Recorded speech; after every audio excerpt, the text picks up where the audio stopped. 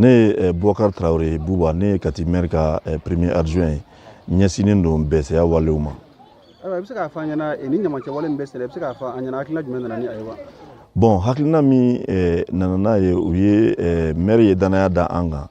ka assainissement ni environnement kalifa an na.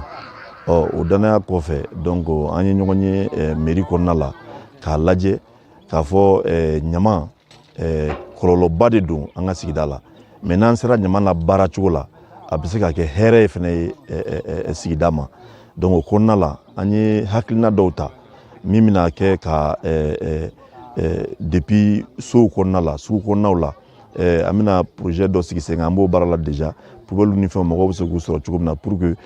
mɔgɔ kana t'i ka ɲama bɔ i yɛrɛ ye. An bɛ ka dugu kɔnɔna la an bɛ ka a lajɛ dépotoir de transit minnu bɛ yen an bɛ k'u identifier. Donc ɲama kan ka taa bɔn yɔrɔ fɔlɔ minnu na an bɛ k'olu identifier ka ban an ye caman sɔrɔ a la ka ban. Donc ani décharge finale dɔ bɛ Kati bolo o ye 5 hectares ye. Donc o fana bɛ yen. Donc n'o olu bɛ yen ka ban an ko baara in bɛ se ka ɲɛ an bolo. Donc o de la an ko Kati bɛna service dɔ sigi sen kan service autonome d'assainissement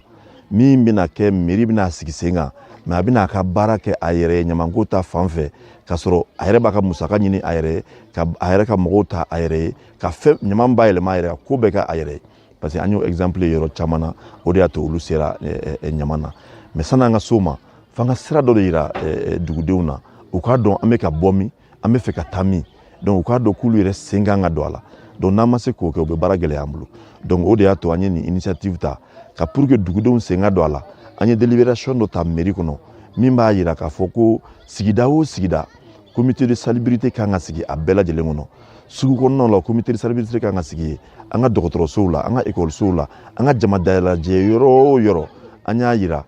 conseiller bɛɛ farala ɲɔgɔn kan k'o délibération ta k'a yira ko comité de salubrité kan ka sigi o yɔrɔ ninnu bɛɛ la. O comité de salubrité dun de bɛna mɔgɔw sensibiliser an bɛna baara minnu kɛ pour que mɔgɔw ka se k'a faamuya mɔgɔw ka se ka don a la baara in ka ɲɛ an bolo. Donc o kɔfɛ ani an ka GIE olu farala ɲɔgɔn kan k'u kɛ coordination ye an n'olu bɛ baara la ɲɔgɔn fɛ ani mɔgɔ wɛrɛw bɛ baara la ɲɔgɔn fɛ pour que an ye système min fɔ an ka jɛ k'a sigi sen kan ɲɔgɔn fɛ.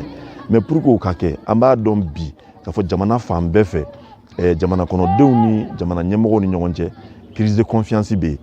Kuma o kuma bɛ fɔ da tɛ k'a la o de y'a to mairie ko sani an ka nin baara in yɛrɛ sigi sen kan an k'an yɛrɛ ŋaniya yira dugu kɔnɔ mairie yɛrɛ ka propre moyens na. Donc o de y'a to